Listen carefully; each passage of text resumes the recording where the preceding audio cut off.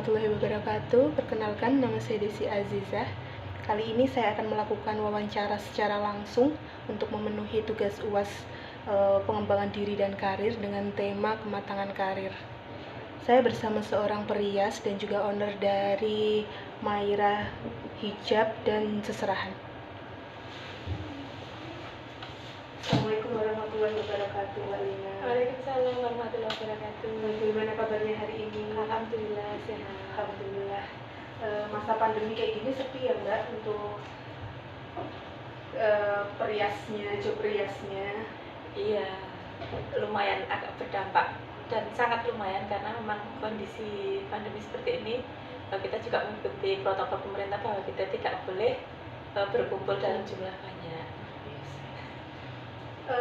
Terima kasih atas kesediaan waktunya untuk saya wawancara dengan tema kematangan karir. Ada beberapa pertanyaan yang harus saya tanyakan mengenai tema wawancara kali ini. Untuk pertanyaan yang pertama, langsung aja ya Mbak Lina. Bagaimana strategi mengawali karir? Oke, sebelumnya gini ya, sebelum saya jadi perias, sebenarnya saya nggak punya basic sama sekali perias. Saya dulu adalah seorang karyawan di sebuah store. Lumayan dari jenjang karir yang paling bawah, dari mulai istilahnya pramuniaga, terus kemudian naik jadi staf administrasi, kemudian lumayan lama jadi staf administrasi, dan dari situ kita sudah mulai belajar untuk make up ya, dasar-dasar make up. Kemudian naik lagi menjadi store supervisor. Nah di situ mulai karena kebetulan di tempat kerja saya yang dulu itu kita punya satu divisi khusus untuk melayani salon, terutama make up dan hijab dulu. Nah hijab dulu. Nah itu kemudian saya mulai mengembangkan, menggali potensi, kok menemukan kesenangan di situ. Menemukan kayaknya saya senang kan di dunia make up kok itu kayaknya ini loh kok passionnya ada di situ gitu. Jadi ya tetap berkarir tapi tetap istilahnya ya nambah relasi, nambah teman untuk mulai mengawali karir di dunia. Berarti kayak sebelumnya nggak ada basic ke sana, cuman karena ada pekerjaan yang menyangkut tentang itu, tentang make up, terus jadi menemukan passion di sana. Iya. Terus kemudian saya juga setelah menemukan passion itu ya menggali potensi. Mulailah mengikuti kursus, mengikuti pelatihan. Kalau awalnya cuma make up ditambah dengan hijab, nah mulai mengembangkan untuk mulai hairdo dan macam-macam, karena make up, hijab dan hairdo itu harus satu paket ya, nggak boleh hijab tok atau hairdo itu aja nggak bisa. Jadi harus make up, hijab dan hairdo itu harus jadi paket komplit. Jadi kita harus bisa, makanya mulai mengembangkan karir dengan mengikuti kursus macam-macam. Kemudian juga mulai mengembangkan relasi, terutama berkenalan dengan teman ini, akhirnya tambah luas. Oke, terima kasih sekali. Terus untuk pertanyaan selanjutnya Mbak, apakah bekerja secara multitasking atau sistematis? Kita multitasking ya. Jadi karena awalnya memang sebagai karyawan, kemudian jadi perias, mau nggak mau harus punya kemampuan sebagai karyawan dan kemampuan juga sebagai perias itu. Jadi harus multitasking. Oke. Terus proses pembelajaran apa sih Mbak yang dilakukan untuk mengawali karir sebagai perias? Banyak ya. Jadi karena memang dasarnya nggak punya basic sebagai perias, ya mau nggak mau saya harus belajar untuk mengikuti pelatihan make up, workshop make up. Kemudian kalau ada istilahnya dari kecil-kecil lah, mulai pelatihan kecil dari counter make up kecil itu sudah mulai kemudian berkembang ke pelatihan hairdo, pelatihan jilbab, tren jilbab terbaru apa, tren make up terbaru apa, harus mengikuti tren perkembangan karena setiap tahun tren make up itu berubah. Bahkan style jilbab pun dari tahun ke tahun semakin berubah. Terus untuk pertanyaan selanjutnya Mbak, bagaimana strategi mengembangkan karir, mengembangkan kreativitas di dunia make up? untuk pengembangan karir ya, terutama kita harus meningkatkan kemampuan. Jadi kemampuan sebagai perias itu tidak boleh hanya itu saja. Jadi setiap saat harus mulai menambah kemampuan ini, mengikuti tren makeup seperti ini, mengikuti tren makeup seperti itu, dan harus punya keinginan untuk berkembang, harus punya keinginan untuk maju, tidak boleh stuck hanya di situ aja. Mengupgrade diri. Itu harus selalu dilakukan. Kemudian terus yang penting juga kita juga butuh untuk membangun relasi. Jadi klien itu nggak cuma di itu aja. Dari misalnya klien yang puas dengan kemampuan kita nanti akan ini loh mulai ini loh ada perias yang bagus ini itu.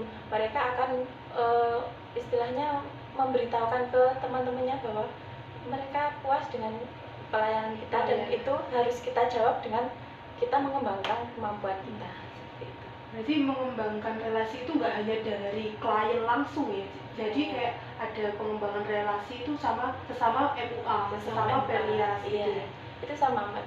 Biasanya kita gini, saya punya job, nanti teman saya nggak punya, kita kita aja berbagi job. Kemudian teman saya nggak punya, teman saya punya saya nggak punya, yuk kita ajak. Jadi dari situ kita akan semakin banyak relasi, semakin banyak teman, dan pekerjaan itu kita akan semakin berkembang. Oh iya benar. Jadi nggak hanya dari klien tapi juga sesama. Dan kita membangun sama MUA itu ada satu kerjasama yang bagus. Seperti itu. Biasanya ada komunitasnya juga. Ada komunitas juga, ada komunitas. Bahkan nggak cuma satu atau dua, banyak sekali komunitas perias. Apalagi di Jogja, iya, yang mayoritasnya kayak maksudnya periasnya kayaknya banyak sekali. Iya. Terus kalau kayak gitu tuh sering menghadapi konflik nggak sih Mbak? Kayak gimana sih caranya, strategi menghadapi konflik? Kalau konflik sih sebenarnya bukan konflik ya, cuman kita anggap sebagai itu tantangan. Karena kita melayani klien ya, kekhawatiran bahwa klien itu nggak puas dengan layanan kita itu pasti ada. Kalau misalnya klien yang maunya seperti ini, saya harus mau seperti ini. Misalnya di dunia rias kita make up, Kak saya mau yang seperti ini. Padahal kita tahu bahwa misalnya bentuk wajahnya atau jenis kulitnya tidak sesuai dengan keinginannya. Nah itu sebagai perias kita juga harus bisa memberi istilahnya masukan, Kak ini bagusnya seperti ini, kalau seperti ini kurang cocok, bagusnya seperti ini atau seperti ini, nanti supaya klien itu tetap puas, tetapi juga tetap dengan sesuai dengan keinginannya. Berarti itu kayak posisi apa ya namanya, kayak postur, bukan jenis kulit itu sangat mempengaruhi jenis kulit, bentuk wajah, bahkan warna kulit pun. Kalau misalnya kadang-kadang orang masih berpikir bahwa cantik itu sama dengan putih, padahal kan nggak selalu seperti itu. Mereka ingin dari wajahnya yang maaf agak gelap, pengen yang putih, tapi kan nanti masih itu kurang cocok. Jadi kita harus bisa memberikan solusi untuk yang seperti ini, bagusnya seperti ini, tetapi tetap tidak mengubah wajah asli mereka seperti apa. Gitu. Jadi kepuasan klien itu utama banget. Tidak harus memaksakan seperti apa yang kita mau dan seperti apa yang mereka mau, tetapi kita menemukan jalan tengahnya agar konsumen puas, kita juga puas.